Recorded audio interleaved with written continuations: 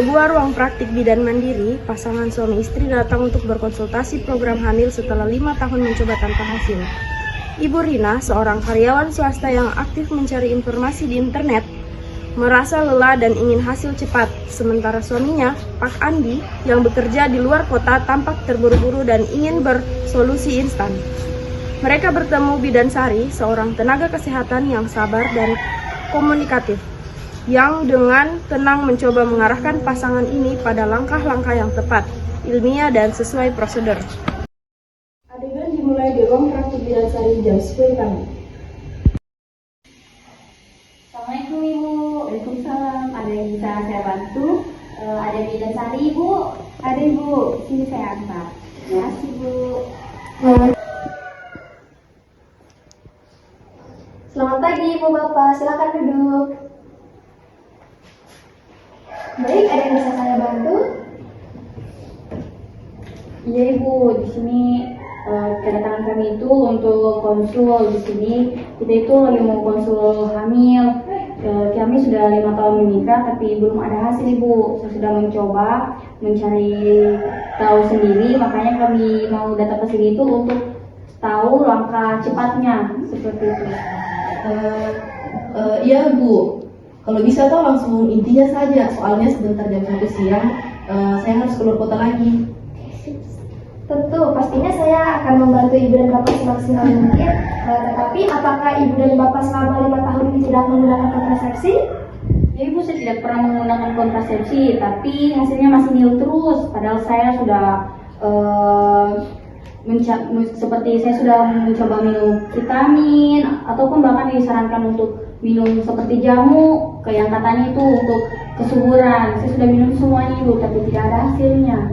Baik Ibu, dalam kondisi kasus seperti ini, memang biasanya kita sarankan untuk melakukan evaluasi kesuburan lebih lanjut. Kita bisa mulai dari cek hormon Bapak dan analisis sperma Bapak, apakah spermanya sehat atau tidak. Tapi Bu, saya pernah baca di Google Bu, katanya kalau tes hormon itu belum tentu akurat juga karena dia bisa dipengaruhi dari pola makan. Saya pernah baca di artikel malah disarankan untuk inseminasi Bu, secara cepat kalau misalnya tidak hamil selama 3 tahun. Betul Ibu, kalau memang bisa langsung inseminasi saja atau bayi tabung, kita pengennya itu saja, jangan buang-buang waktu. Ya Ibu, saya mengerti kekhawatiran Ibu dan Bapak, namun inseminasi dan bayi tabung adalah tindakan lanjut yang memerlukan kesiapan dan pemeriksaan awal.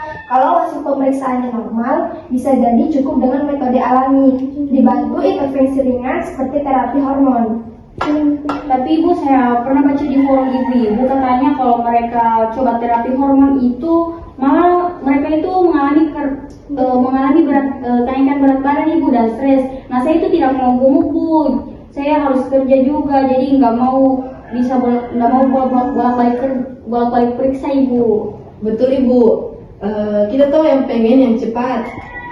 Apa bisa langsung ambil keputusan saja? Kita bisa percepat proses evaluasi karena Ibu dan Bapak punya asuransi kesehatan. Sebagian besar tes dasar bisa ditanggung.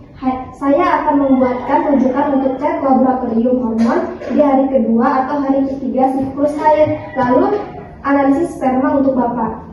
Aduh, berarti saya harus nunggu haid lagi dong. Tapi kan siklus saya nggak teratur Bu, kadang juga 28 hari, kadang 40 hari. Lagi pula di YouTube saya lihat ada alat ovulasi digital yang bisa langsung tahu masa subur. Kenapa nggak bisa pakai itu saja?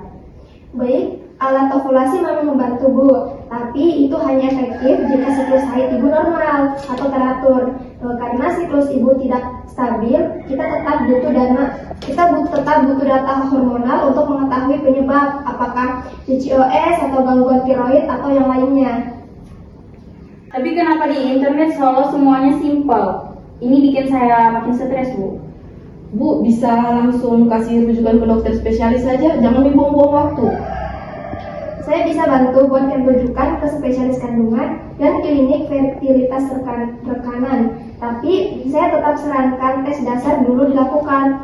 Itu mempersingkat waktu untuk dokter spesialis nanti. Ya sudah deh. Tapi saya minta semua hasilnya itu bisa dikasih lewat via email saja ya, biar saya bisa cocokkan juga sama info yang saya punya. Tentu saya bisa bantu Ibu verifikasi informasi dari internet kalau Ibu ragu. Informasi itu penting, tapi kita juga perlu seleksi memilihnya. Memilahnya Ibu. Baiknya Ibu, terima kasih. Semoga cepat ada kabar baiknya.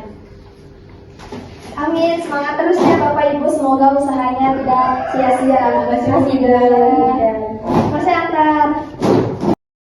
Setiap pasangan membawa harapan yaitu keresahan dan ekspektasi yang berbeda.